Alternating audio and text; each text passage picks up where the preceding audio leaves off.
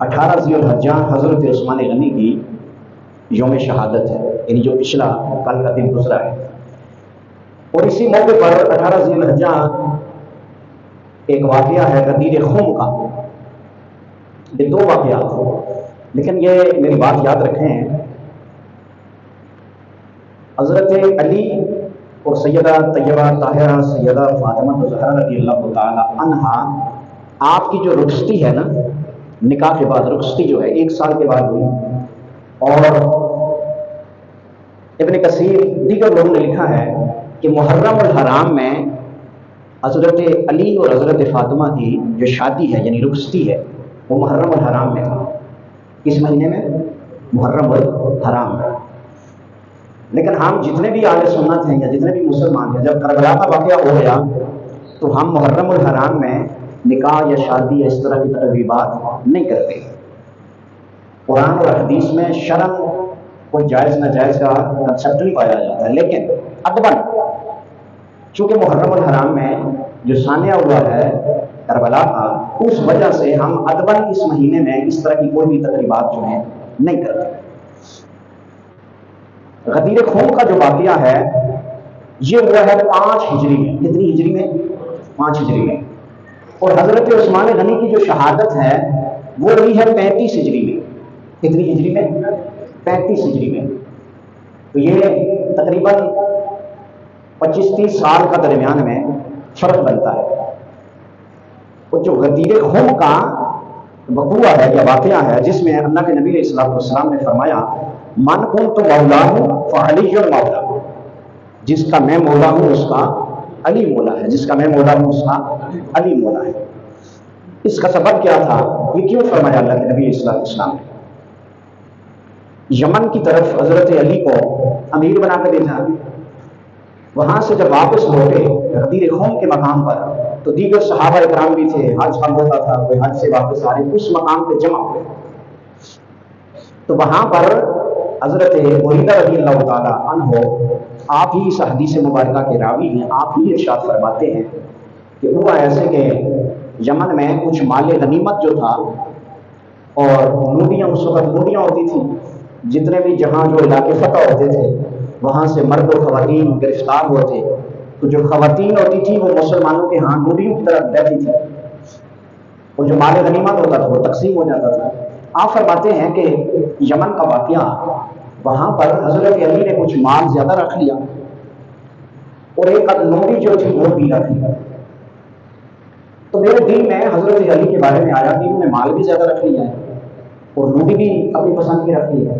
تو آپ فرماتے ہیں جب ہم غدیر خم کے مقام پہ پہنچے تو وہاں اللہ کے نبی علیہ السلام موجود تھے، تو میں نے آگے بڑھ کر حضرت علی کی شکایت کی۔ کیا کی؟ حضرت علی کی شکایت کی۔ اس پر فتح الباری کے اندر امام ابن حجر اسقلانی فرماتے ہیں وَالسَّبَبُ ذَلِكَ مَا كَانَ وَقَعَ لِعَلِيٍّ مِنْ كَلَامِ بَعْضِ مَنْ كَانَ مَعَهُ بِالْيَمَنِ، کہ جو یمن کا واقعہ تھا، جو یمن کے معاملات ہوئے تھے، جس پہ کلام ہوا تھا، اصل سبب یہ تھا اس کا۔ تو اللہ کے نبی صلی اللہ علیہ وسلم کے سامنے حضرت بریدہ عرض کرتے ہیں کہ میں حضور کے آگے بڑھا، عرض کیا یا رسول اللہ حضرت علی نے ایسا کیا ہے۔ تو آپ فرماتے ہیں کہ میں نے دیکھا کہ اللہ کے نبی کا چہرہ مبارک سرخ ہو گیا۔ کیا ہوا؟ سرخ ہو گیا۔ اس مقام پہ 1.25 لاکھ تقریباً صحابہ اکرام موجود تھے۔ اللہ کے نبی نے ارشاد فرمایا، کھڑے ہو کر ارشاد فرمایا کہ حضرت علی کے بارے میں بغض نہیں رکھنا، حضرت علی کے بارے میں کسی قسم کا بغض نہیں رکھنا۔ وہاں پہ اللہ کے نبی نے کھڑے ہو کے ارشاد فرمایا من کنت مولا ہو فہو علی مولا، جس کا میں مولا ہوں اس کا میرا یہ علی بھی مولا ہے۔ یعنی علی کے بارے میں بغض نہیں رکھنا۔ مال غنیمت لے لیا علی نے، موڈیاں لے لی علی نے، کوئی اور کام کیا علی نے، علی کے بارے میں بغض نہیں رکھنا، اس لیے کہ علی مجھ سے ہے اور میں علی سے ہوں۔ علی کے بارے میں بغض نہیں رکھنا۔ اب یہ پورا سبب میں نے آپ کے سامنے بیان کیا ہے، محدثین نے لکھا ہے وَالسَّبَبُ ذَلِكَ مَا كَانَ وَقَعَ لِعَلِيٍّ، اس کا سبب یہ تھا کہ بعض لوگوں نے من کلام بعض ما كَانَ مَعَهُ، حضرت علی کے بارے میں کچھ کلام کیا تھا، تو اللہ کے نبی نے ارشاد فرمایا کہ علی کے بارے میں ایسی باتیں نہیں کرنا، یہ سبب تھا غدیر خون کا۔ اب کچھ لوگوں نے اس کو عید غدیر بنا لیا، اور کچھ لوگوں نے یہ کہا کہ جناب والا حضرت علی کی خلافت کا یہاں اعلان ہوا۔ ہرگز اہل سنت کا یہ عقیدہ نہیں ہے۔ میں نے آپ کے سامنے ایک سبب بھی بیان کر دیا، کیونکہ خلافت کا ماحول نہیں تھا۔ ایک ہوتا ہے نا کہ کسی شخص کی امامت یا خلافت کا ماحول ہو تو اس ماحول میں کسی بندے کے بارے میں بات کی جائے۔ پس منظر کیا تھا کہ حضرت علی کے بارے میں کچھ لوگوں نے شکایت کی، صحابہ نے شکایت کی، اور صحابہ اکرام فرماتے تھے اللہ کے نبی نے ہماری تربیت فرمائی کہ نہیں، علی کے بارے میں ایسی بات نہیں۔ یہ سبب تھا۔ مختصر میں عرض کروں، ہم اس کے قائل ہیں، ہم کیا ہیں؟ اس کے قائل ہیں، لیکن وہ 5 ہجری میں واقعہ ہوا، اور حضرت عثمان غنی کی شہادت جو ہے وہ 33 ہجری میں ہوئی۔ اب کوئی شخص حضرت عثمان غنی کی مخالفت میں عید غدیر منائے تو وہ ایک حدیث مبارکہ ضرور سنے، میں پوری عربی عبارت کے ساتھ پڑھتا ہوں، اور اپنے ایمان کا خیال کریں۔ باقی جس نے جو کرنا ہے بھلے سے کرے۔ اہل سنت کے نزدیک عید غدیر کا کوئی تصور نہیں، غدیر خون کی اس واقعے کے ہم قائل ہیں۔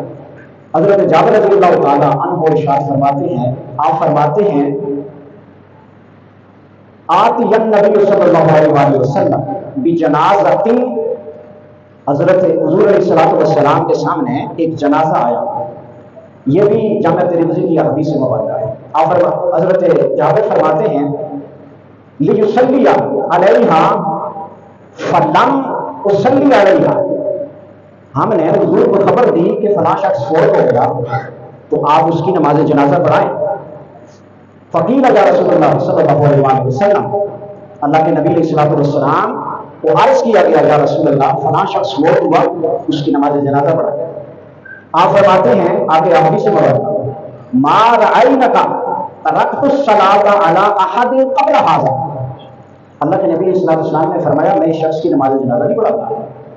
ذرا توجہ سے سنیے گا، اللہ کے نبی نے فرمایا کہ میں اس شخص کی نماز جنازہ نہیں پڑھاتا، حدیث نہیں پڑھ رہا۔ صحابہ عرض کرتے ہیں، آپ عرض کرتے ہیں کہ یا رسول اللہ صلی اللہ علیہ وسلم، ہم نے اس سے پہلے کبھی ایک شخص کی نماز جنازہ سے پڑھانے سے آپ نے کبھی بھی انکار نہیں کیا، ہم نے تو نہیں دیکھا۔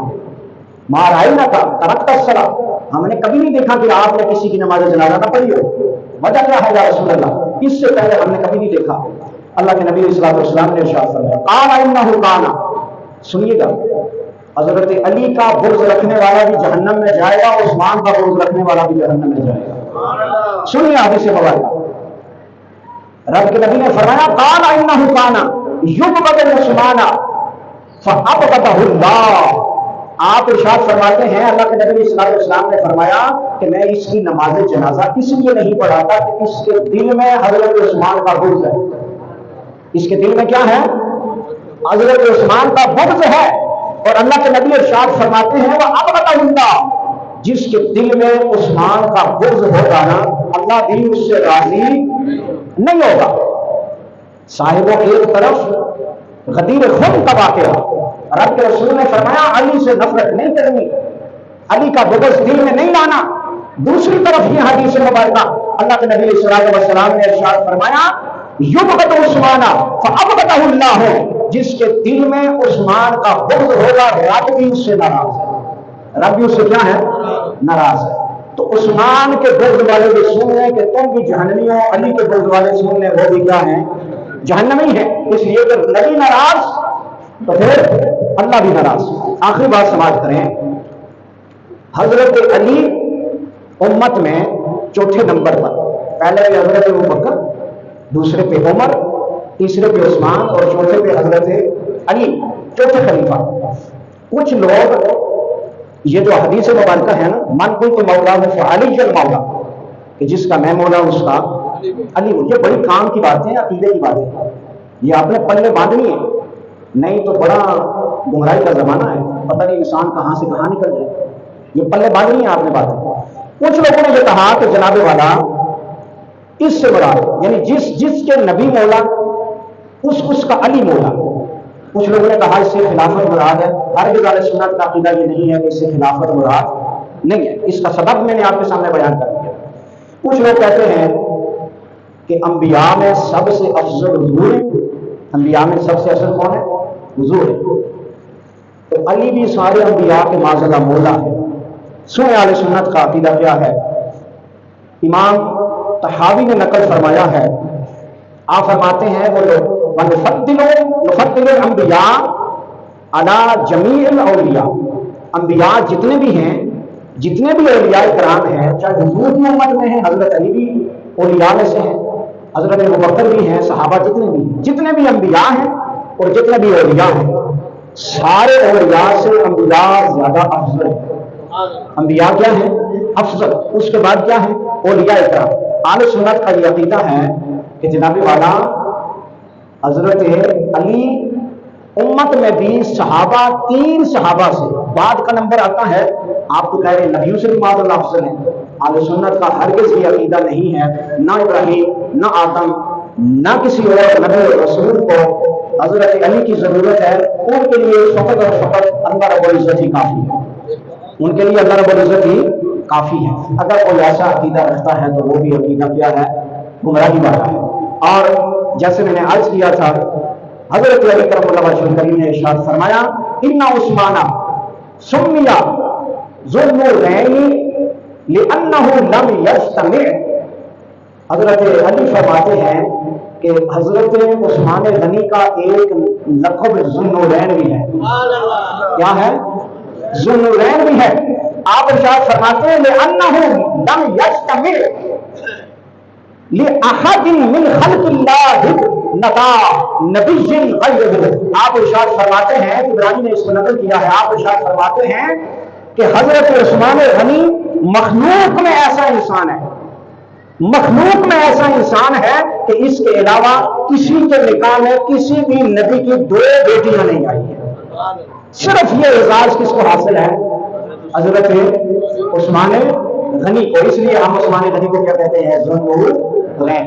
عید غدیر کا اہل سنت میں کوئی تصور نہیں، کسی جگہ اگر عید غدیر منائی جاتی ہے تو آپ بھی شامل نہیں ہو جانا۔ ہمارے پاس صرف 2-3 عیدیں ہیں، بس وہی مناتے ہیں، نئی عید کے ہم قائل نہیں ہیں۔ اور اگر عثمان غنی کے برج میں کسی نے عید غدیر منائی تو میں نے حدیث مبارکہ کی عربی عبارت ترمذی شریف کی حدیث مبارکہ آپ کے سامنے پڑھ دی ہے کہ اللہ کے نبی علیہ السلام نے اس شخص کا جنازہ نہیں پڑھایا جس کے دل میں عثمان غنی کا بغض تھا۔